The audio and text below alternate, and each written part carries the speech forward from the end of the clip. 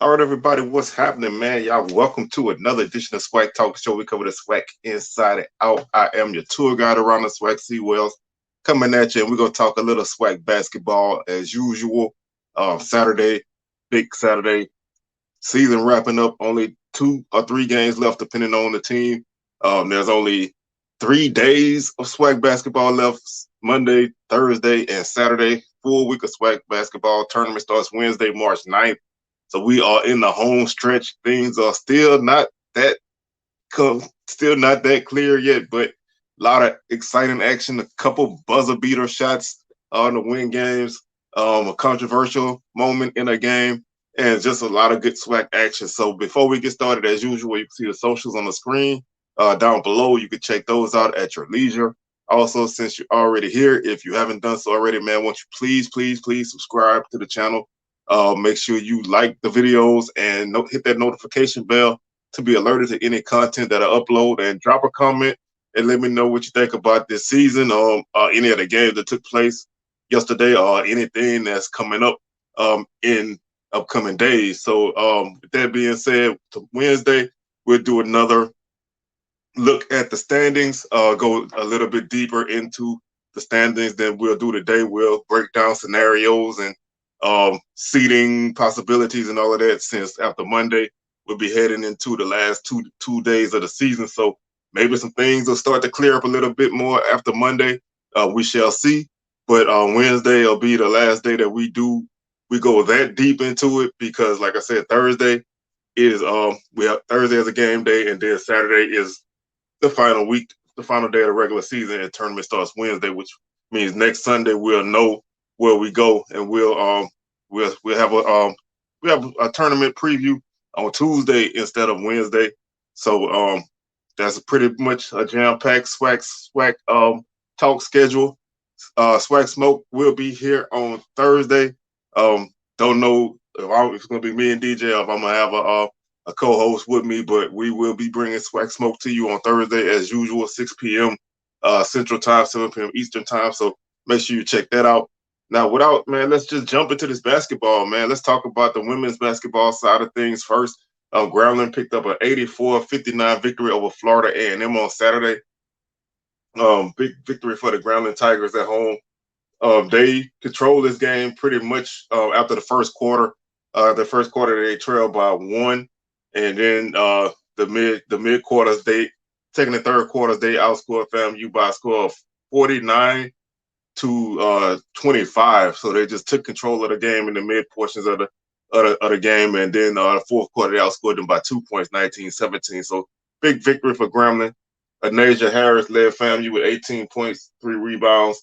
Mallory Brooks had 13 points and 7 rebounds. Those 7 rebounds tied with Jamarin Blair for a team high.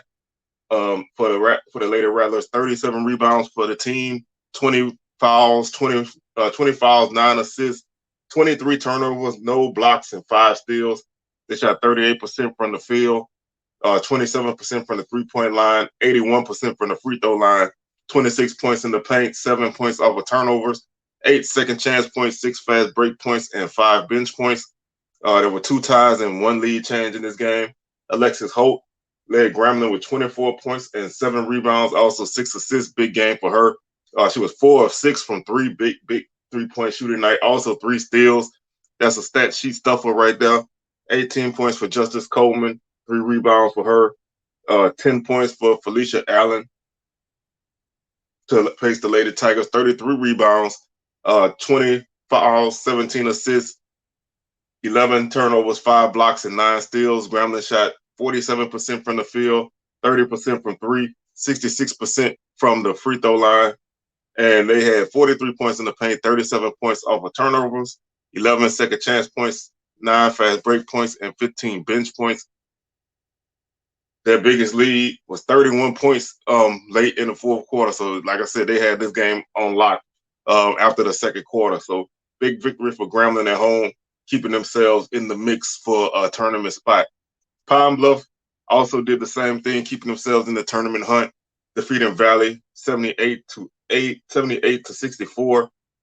They also controlled this game pretty much They led this game by 10 points at the half, and then they led this game by 8 points at the half, and then they outscored Valley in the third quarter, and was a stalemate in the fourth quarter to win by 14 points. Zakiya Mahoney led Valley with 17 points and 6 rebounds. Michaela Etienne had 10 points, and Deshae McGloster had 12 points off the bench. Ronnie Williams had 8 rebounds and 5 assists to pace Valley in both of those categories. Valley had 38 rebounds on the night, 14 fouls, 9 assists, 20 turnovers, 1 block, and 12 steals. They shot 29% from the field, 26% from 3, and 79% for the free throw line. They were 20 points in the paint, 18 points off of turnovers, 17 second chance points, 8 fast break points, and 23 bench points. Pine Bluff was led by Maya Pete with 19 points and 10 rebounds, a double-double for her. Taisha Juhan had 17 points. Zay Green also a double-double, 13 points and 12 rebounds. Those 12 rebounds paced the team. And Kayla Walker had 12 points off the bench for the Lady Golden Lions, who had 43 rebounds as a team, 21 fouls, 24 assists, nice sharing of the basketball, 23 turnovers, 3 blocks, and 8 steals. They shot 53% from the field, 29% from 3, and 70% from the free throw line. They had 46 points in the paint, 25 points off of turnovers, 6 second chance points, 5 fast break points, and 20 bench points. Again, big victory for Pine Bluff, keeping themselves in the mix. They're fighting for that last spot, so they're still right there in it. Alcorn got an upset victory over Prairie View. This was a game that I didn't think would happen, but Alcorn picks up their second SWAC victory of the season on the road at that, defeating a pretty good Prairie View team by a score of 61 to 52. A nice solid victory for Alcorn. They held Prairie View to 4 points in the third quarter. That was the turning point of this game. Actually, second quarter, third quarter combined, Prairie View had 11 points. And Alcorn outscored them 28 to 11 in those 2 periods. Prairie View did outscore them by 7, so they in the fourth quarter they tried to get themselves back in it, but they were too far behind.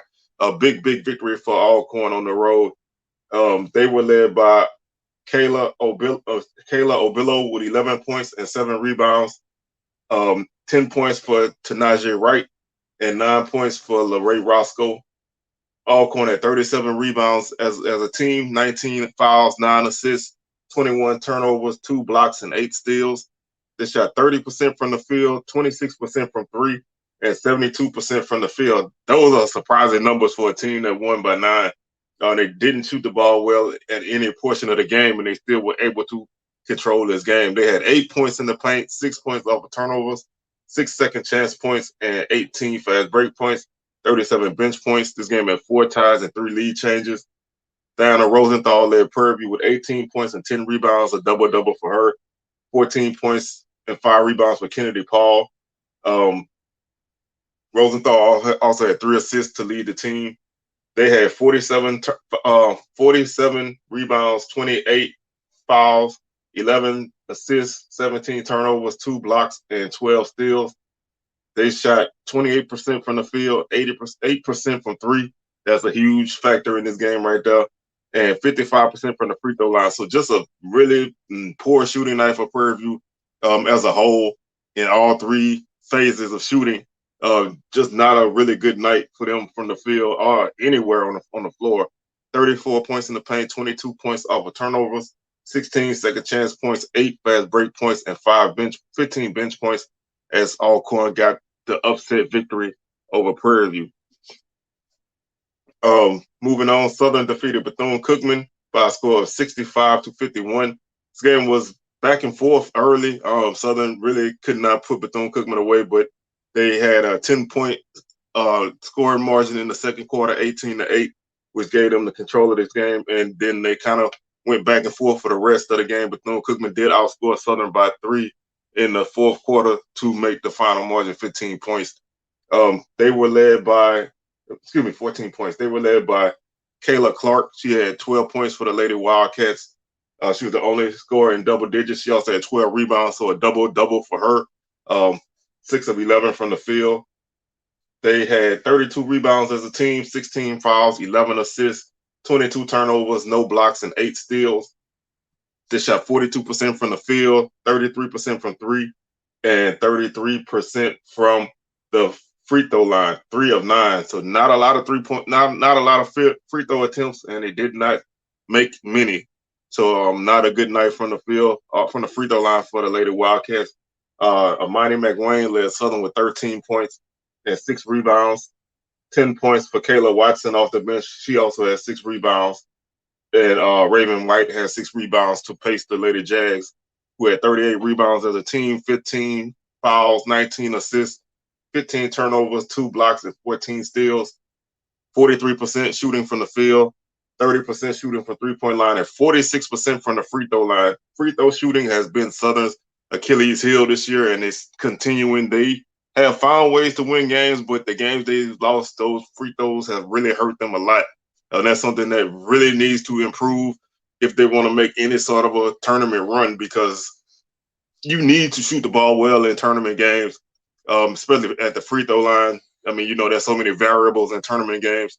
You need to have those points, those free points help you a lot in those games. 38 points in the paint, 24 points off of turnovers, 10 second chance points, 9 fast break points, and 28 bench points. This game was tied twice, no lead changes.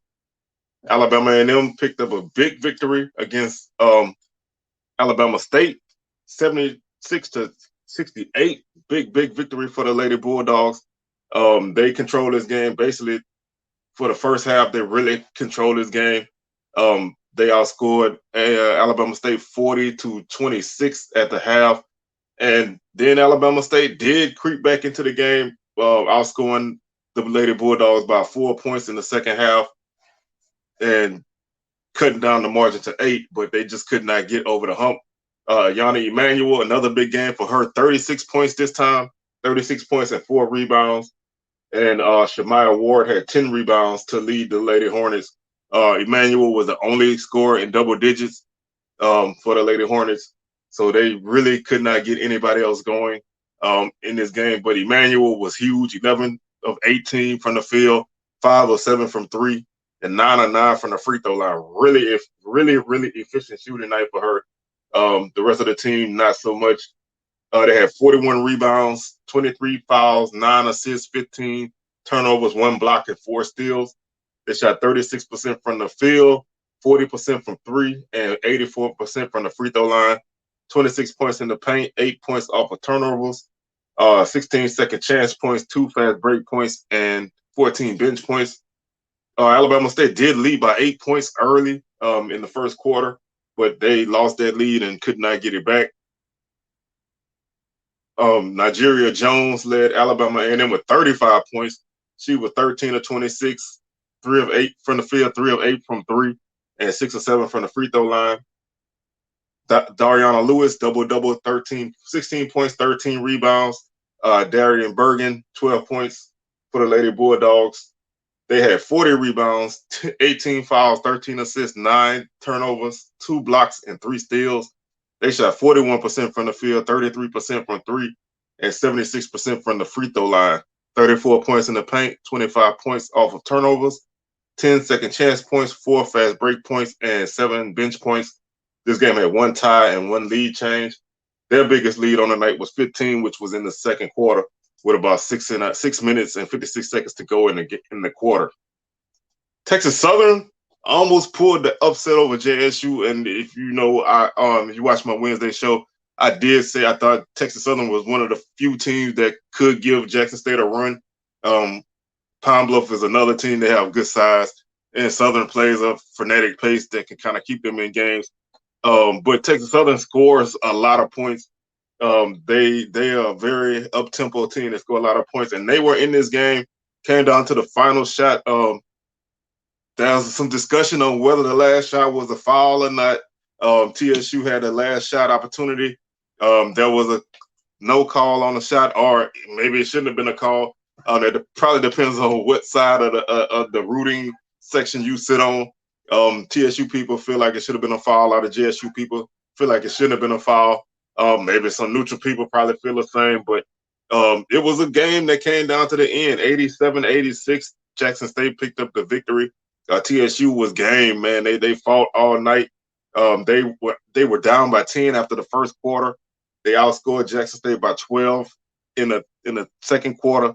JSU outscored TSU by 5 in the fourth quarter, and TSU outscored JSU by 2 in the fourth quarter. So this was a game that looked like it was going to get away from Texas Southern, and they stayed with it. You know, they caught fire, and they fought. They even overcame a 14-point third quarter to keep themselves in this game.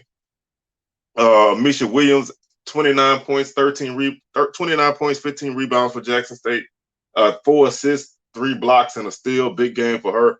12 of 16 from the field. They also got 15 points from T-Lan Bowler.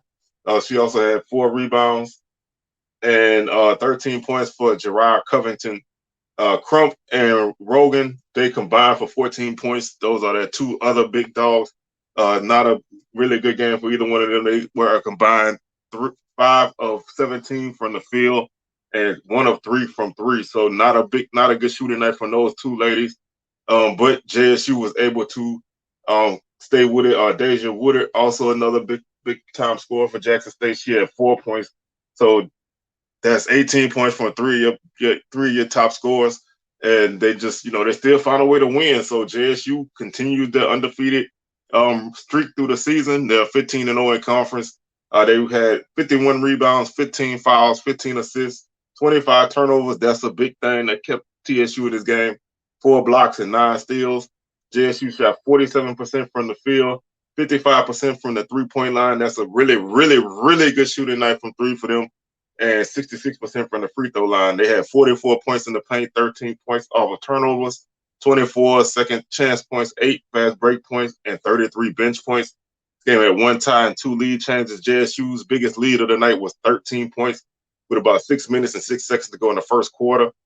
Adriana Avent, 33 points and 4 rebounds, 6 steals for her. Ataya Bridges, 32 points, 6 rebounds, 8 assists, 7 steals. That's nearly a quadruple double. I mean, obviously she still needed quite a few rebounds, but that's nearly a quadruple double, man. That's the definition of stuffing a stat sheet. Really big night for her in a tough loss. 10 points for Alicia Knight, also to round out the double-digit scores.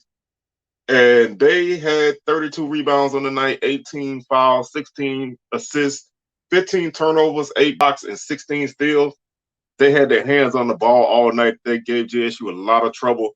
And they did not turn the ball over that much. TSU turns the ball over quite a bit in a lot of games, but they had a pretty decent night protecting the basketball. And they forced a lot of turnovers, and they kept themselves in this game. So this is a matchup I wouldn't mind seeing again come tournament time, so we'll see how that goes. TSU shot 42% from the field, 34% from 3, 81% from the free throw line. They had 38 points in the paint, 23 points off of turnovers, 4 second chance points, 20 fast break points, and 2 bench points. They led by 4 with 7 seconds left in the half. That was their first. In the first half, that was their largest lead of the game. And they almost got this game, man. Like I said, you can go back and check out the Texas Southern YouTube channel and check and rewatch this game and see what you think, if that was a foul or not.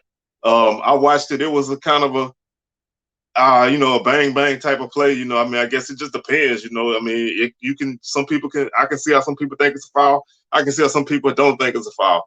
So, check it out and let me know what you think. Looking at the games that are taking place on Monday, real quick. We have Alcorn at Texas Southern. That's a 5:30 tip-off. Jackson State at Prairie View, also 5:30 tip-off. FAMU is at Southern, 5:30 tip, and Bethune-Cookman is at Grambling. That's also a 5:30 tip-off. Those games can be seen on the Texas Southern YouTube channel, Southern's Jaguar Sports Network, the Grambling Sports All Access channel, and the Prairie View Athletics website. So make sure to check those games out. I'll just be reminded that Southern and Grambling's games you do have to pay for. So just be mindful of that. Looking at the standings for the women's side of things, Jackson State continues to lead at 15-0. They are 17-6 overall. They are the SWAC regular season champs, and they will be the 1 seed heading into the tournament. There's a tie right now for second place. Alabama A&M and Alabama State are tied at 11-5, excuse me. The Lady Bulldogs are 13-13 overall, and the Hornets are 12-13. So they're tied right now for second place. Southern's a half game behind them. Right now they're in fourth place, a half game behind the Alabama schools. They're 10-5 and 12-14 overall. Texas Southern is 10-6, sitting in the 5th seed. They're 10-13 overall. The 6th seed right now is Prairie View. They're 9-7 with a 12-15 record. The 7th seed is Grambling at 8-7. And the 8th seed right now is Pine Bluff at 8-8, 12-14 overall. Grambling is 11-15 overall. Bethune-Cookman, FAMU are 4-12 each. FAMU is 4-23 overall. Bethune-Cookman 5-20 overall. They're out. Valley is 2-14. They're in last place right now. They're 3-21 overall. They're out, and Alcorn is 11th at 2-13, 3-19 overall. So they're out as well. Pretty much, the women's side is pretty much cemented as far as all the teams who are going to get in. The 8 that'll make it are already established.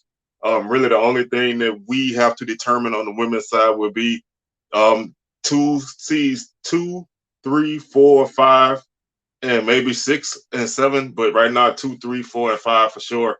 Those are the seeds that kind of have to be untangled.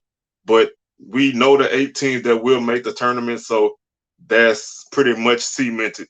So moving on to the men's side of things, where things are still jumbled up. There's still a lot of movement left to be done on the men's side. So it's going to be a very interesting last week and a couple of days for the season to take shape and wrap up. Let's take a look at the action that took place yesterday. Florida A&M picked up a big victory on the road against Grambling, 79-73. They did pick up a season sweep over the Tigers, beating them at home as well. Grambling made this a game in the second half. First half, FAMU led by 12 at half. Grambling would outscore them in the second half to lose by 6. But they did cut this lead down to, I think, 2 or 3 points at one point late. MJ Randolph, 18 points for FAMU, 6 of 9 shooting, 6 of 8 from the field. He had 5 rebounds and 5 assists as well. 16 points for Bryce Morgan and 9 rebounds. 14 points for Jalen Spear. He's back. He was their second leading scorer in non-conference action. He's been out.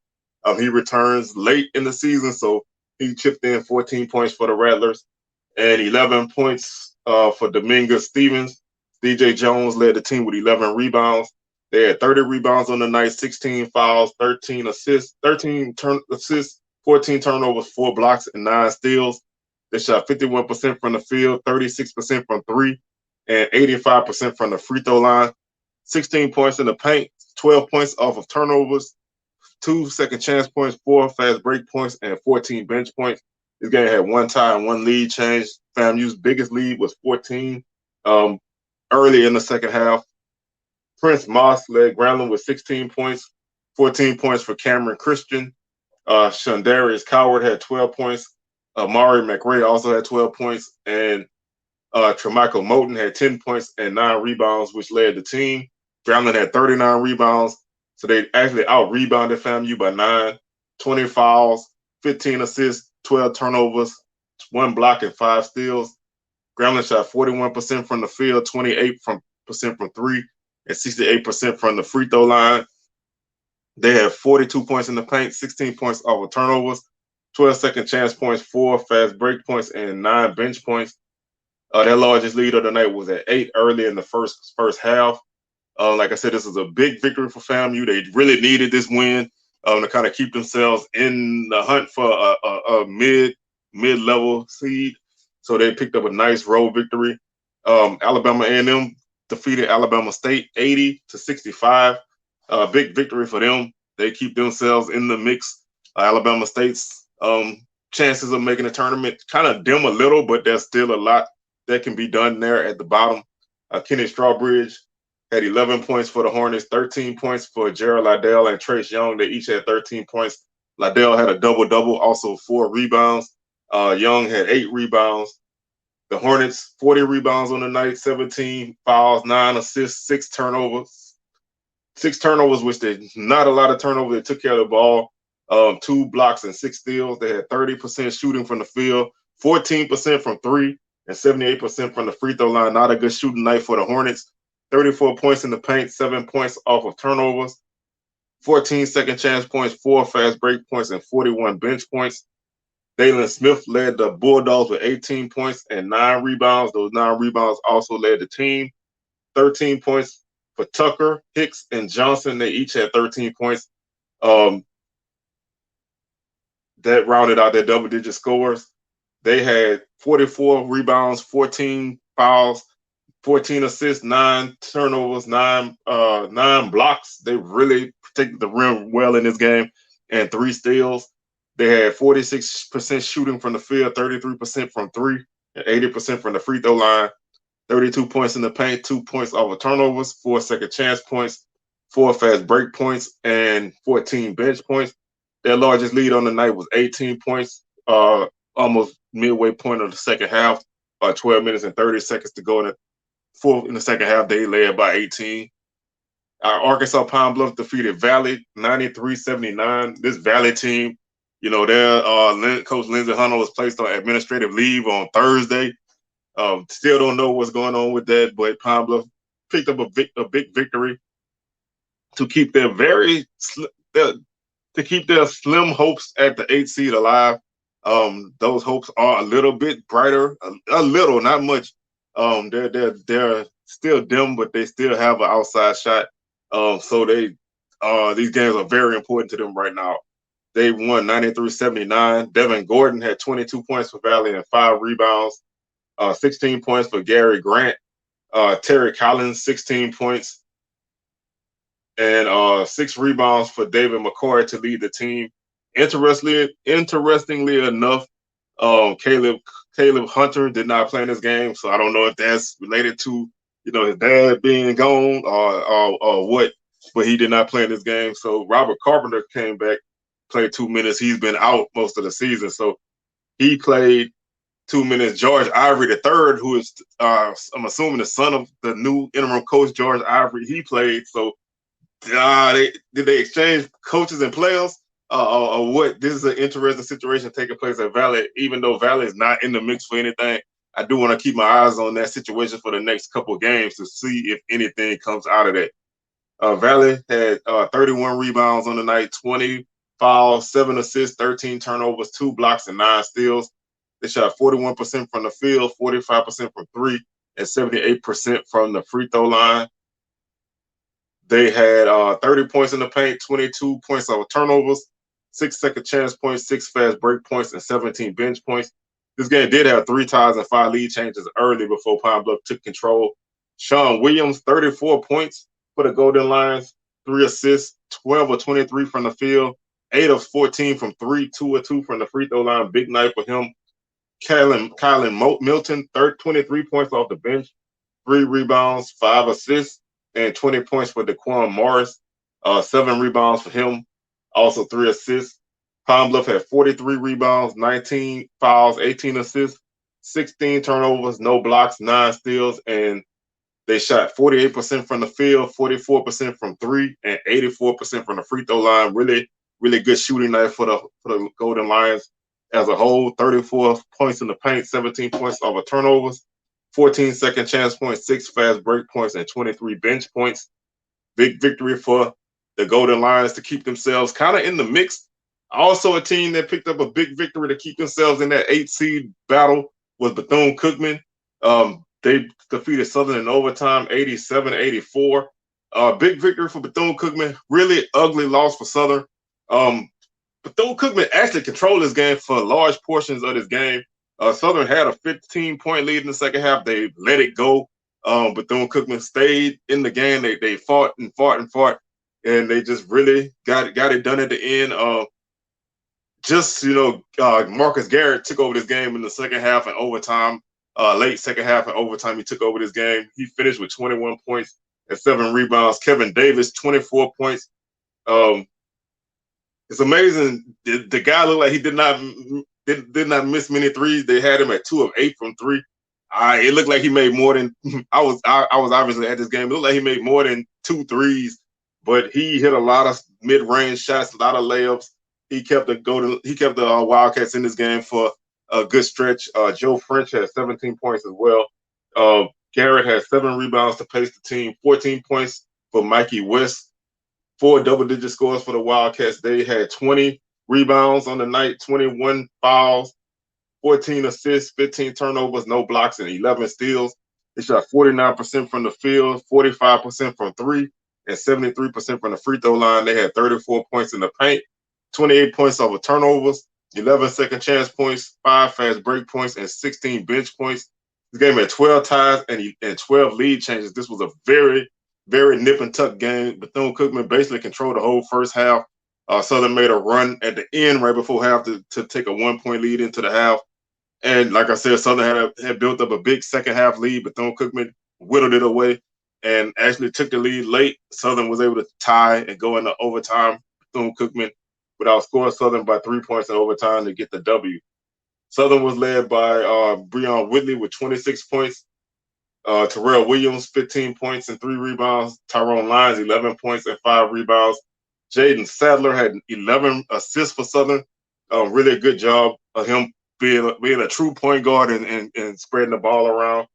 10 points for Damian Sears off the bench with 6 rebounds to lead the team. 27 rebounds for Southern, 24 fouls, 18 assists, 20 turnovers, 3 blocks, and 7 steals for Southern. Southern shot 56% from the field, 38% from 3, and 79% from the free throw line. Not a bad shooting night for Southern in a game like this. They just could not stop Bethune-Cookman. I think that was the biggest thing, was they just could not put this team away. This team really just fought until the end. So Southern had 40 points in the paint, 20 points off of turnovers, 14 second chance points, 12 fast break points, and 48 bench points. Again, salute to Bethune-Cookman. They played really hard, and they never gave up. They fought and scrapped. And they don't have a deep team, but they have some shooters, man. They have some guys who can score, and if they get hot, they can cause some trouble. So I would look out for this team to make a shot at the tournament. They get in, they're not going to be an easy team to get out. Southern has to rebound and get themselves back on track in these last 3 games of the season. Alcorn defeated Prairie View 72-69 on a buzzer beater 3 from almost half court by Justin Thomas. Big shot for him. That was one of his 2 threes that he made. Alcorn picked up a big road victory against Prairie View to keep themselves in the mix for the number 1 seed. If they can finish tied with TSU or they can get ahead of TSU, then obviously they will win outright.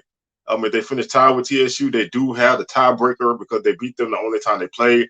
And Southern is still not that far behind. We'll talk about that in a minute with the standings. So Alcorn is in good shape. They have a tiebreaker over the 2 teams that are closest to them, and we'll talk about that. But Alcorn, big road victory. They trailed by 3 at the half. They outscored Prairie View by 6 to win by 3. Justin Thomas, 26 points, 2 rebounds, 3 assists. Darius Agnew, 14 points, 8 rebounds. Otis Walker had 11 points also for the Braves. They had 42 rebounds, 19 fouls, 13 assists, 14 turnovers, 2 blocks, and 4 steals. They shot 44% from the field, 36% from 3, and 44% from the free throw line. Not a good shooting night for Alcorn from the free throw line. You shoot 44% from the line, you typically don't win often, but they were able to keep this game close and hit that big shot at the end to win. They had 40 points in the paint, 44 points over turnovers, 15 second chance points, 12 fast break points, and 17 bench points. This game was a really back and forth affair, 8 ties and 6 lead changes on the night. Jawan Daniels led Prairie View with 23 points and 10 rebounds, a double-double for him. 18 points and 6 rebounds for Jeremiah Gambrell. He was 2 of 6 on threes this time. Usually he's a guy that could make you 3 or 4 threes a night. He hit 2 of 6 in this game. 15 points for William Douglas to round out the double-digit scores for the Panthers. They only had 6 guys that scored, so they were a very top-heavy team. The other guys combined for 13 points.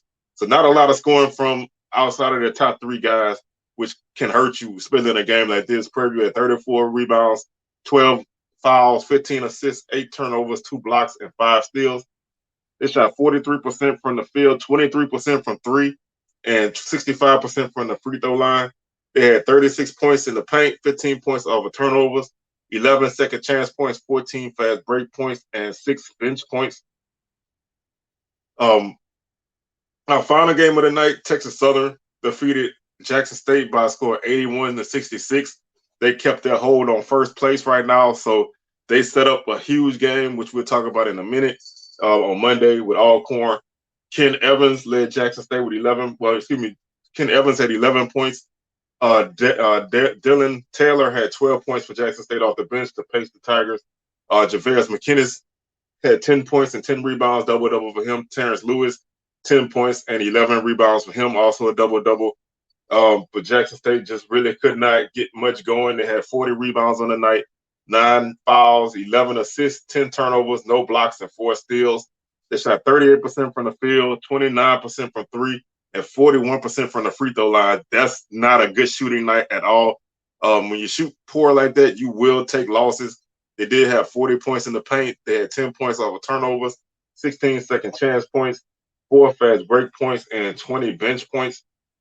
PJ Henry led Texas Southern with 14 points. They also got 13 points from Bryson Etienne. And this Texas Southern team doesn't necessarily have that guy that's going to get you 25 points every night or 20 points every night. They are a balanced team. You know, they had 6 guys that scored between 8 and 14 points. So they're gonna just go out there and everybody's gonna chip in and score. And that's what they got. They got 8 points from John Jones. They got 9 points from AJ Lawson, 9 points from John Walker, 9 points from Justin Hopkins. Also got 6 from Grisham and Rosses. So they are a team who they don't have that. I mean, they have guys that can do that, but they don't have that one guy that's gonna consistently give you that 18, 19, 20 points every night. You know, you're gonna get a different guy almost every night that leads this team in scoring, and that can be a dangerous team to face because you can't really shut down one guy. Sometimes that can be a problem where you don't have that one guy that can just take over a game, but we have a team that, you know, you can get that contribution from everybody at any time. It really makes up for guys being off on nights. Like tonight where a guy like Jordan Carl Nicholas did not play much. He's one of the top scorers. He did not play much, but he had 10 rebounds to go with his 3 points, but they still were able to get other guys to score. So that's the kind of team that's what makes the TSU team deadly, especially at this point in the season. It's not how you start in a basketball season; it's how you finish. And TSU is putting themselves in a good position to finish. And you know, this is a team that I've been saying since the start, man. Do not overlook them. They have an opportunity to really put themselves in a good spot at the end of the season. So you have to watch out for a team like this. They're very dangerous, and they're gonna be in the mix till the end. They shot 55% from the field, 36% from 3, and 80% from the line. They had 34 points in the paint, 9 points over turnovers, 6 second chance points, 9 second chance points, 6 fast break points, and 33 bench points. Their largest lead on the night was 25 points in the second half. 14 and a half minutes to go in the second half. They really controlled this game from start to finish. JSU had a 3-point lead early in the game, but could not maintain. And that takes us to the games that take place on Monday. Grambling hosts Bethune-Cookman. That's a very big game, Bethune-Cookman. If they can find a way to get the dub, they will put themselves in a great spot for the 8th spot. FAMU is at Southern. This is a big game for Southern. Southern is on a 2-game losing streak. They need this victory to keep pace with the teams in front of them. They're not far out of that first place spot. They still can make it. They have to win out to get their first place spot, but they are in a good spot still. But FAMU has an opportunity to make a move with a W, so this is a big game. Alcorn is at Jackson State. Alcorn is at Texas Southern. This is a huge, huge game. This is probably the biggest game on Monday. First place on the line. I think really whoever wins this game will win will win at least a share of the SWAC, depending on what Southern does the rest of the way. So TSU does not have a tiebreaker on Alcorn right now. Alcorn is 1-0 against Texas Southern at this point. TSU can even that up and make it a very interesting thing. If they win this game, if Alcorn wins, then they sit in a good spot to wrap up the wrap up the SWAC as a whole next week with games against Valley and Pine Bluff. So big game now, Jackson State and Prairie View. That's a battle for one of the final spots. So still all four games tomorrow are very, very important. So you don't sleep on any of these games. You're gonna find out a lot about who goes where at this portion of the season. So you really don't wanna rest on your laurels on Monday, because there is a lot to be determined, and there's gonna be a lot to be determined on Thursday and then on Saturday. So let's take a quick look at the standings. Right now at this portion of the season, like I said, there's between 2 and 3 games left depending on the teams. Let's see. Texas Southern is in first place by half a game over Alcorn. Texas Southern is 12-4 right now. Alcorn is 11-4. Southern is a game and a half out of first place, so they're in third place by a game and a half. They are 10-5. They still have an opportunity to get back in this, but Southern needs to win out, and they need TSU and Alcorn both to lose at least one game. Texas Southern has 2 games left. They play Alcorn on Monday and Prairie View on Thursday. On Saturday. So Southern needs them each one of the teams in front of them. They need them both to lose one game. Alcorn has Texas Southern on Monday. Pine Bluff on Thursday, I believe, and Valley on Saturday. I think that's the order. So they need, like I said, they need help to get that 1 seed right now. Southern needs to win out to keep themselves in the position that they're in at 3 right now. FAMU is 2 games behind Texas Southern, and they're in 4th place right now at 10-6. They have a big game against Southern tomorrow, and then a big game against Bethune-Cookman on Saturday. So they don't have a lot of opportunities.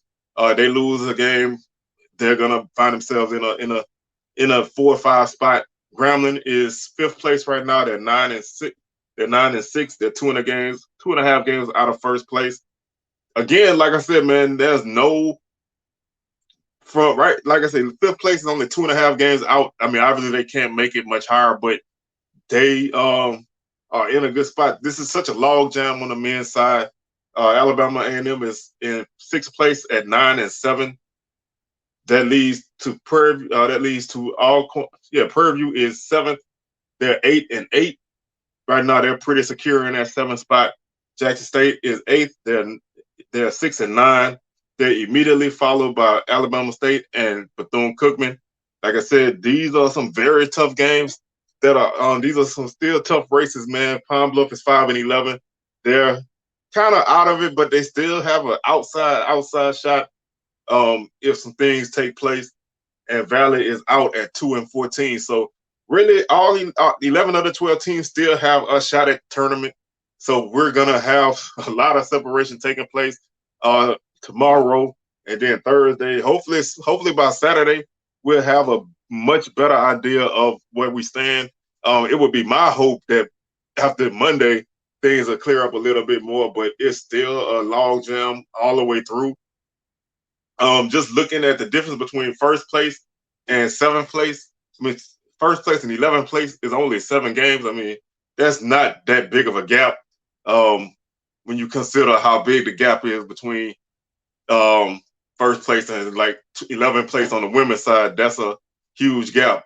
So this is a tight men's race, man, and I think that any of the 8 teams that make the tournament, any one of the 8 can find a way to win this tournament. I don't right now, like I said, I don't really have a front runner. I guess if I had to pick a team to be a front runner right now, I would pick TSU. But I think they're just a team and a coaching staff that's proven in March. So I would never count them out. But everybody who makes the tournament has a chance to win. A team like Palm Bluff, if they were to get in with a guy like Sean Williams that can score you 30 points on a night, a guy like that can get hot in a tournament and cause a lot of trouble. A team like Jackson State with great size can cause a lot of trouble.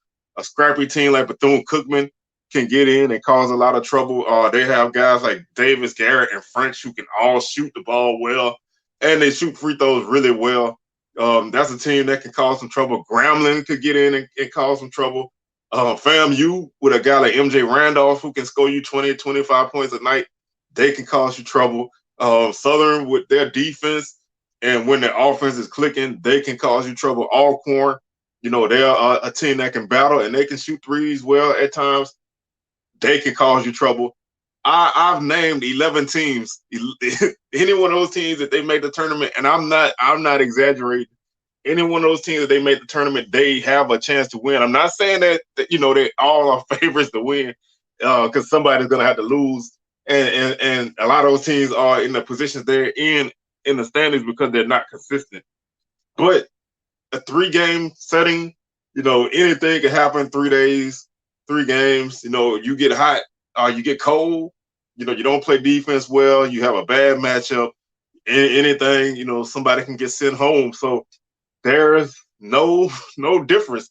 So that's gonna make for a fun tournament if you're a neutral observer. If you're a fan of one of these teams, then that makes for a stressful tournament because you don't know, what matchup you're gonna get, and you don't know who's gonna cause you trouble. So I'm looking forward to breaking down this tournament when we get closer to it. Monday's games are gonna be very exciting, man. Y'all make sure y'all check those games out. All the men's games will start approximately 8 p.m. You can catch those games on the Prairie View website, Gramblin's website, Southern's website, and Take Southern YouTube channel. So I would really, really make sure I checked out that TSU Alcorn game because that's the biggest game of the night. So that's going to do it for today's show. We're going to stop the bus here at the depot. Y'all can hop off, and we'll be back on Wednesday to talk about the standings as a whole and break down how the races are shaping up and get ready for Thursday's games. And SWAC Smoke coming Thursday. So we'll holler at you guys on Wednesday. Enjoy your Sunday, and I'm out of here. Peace.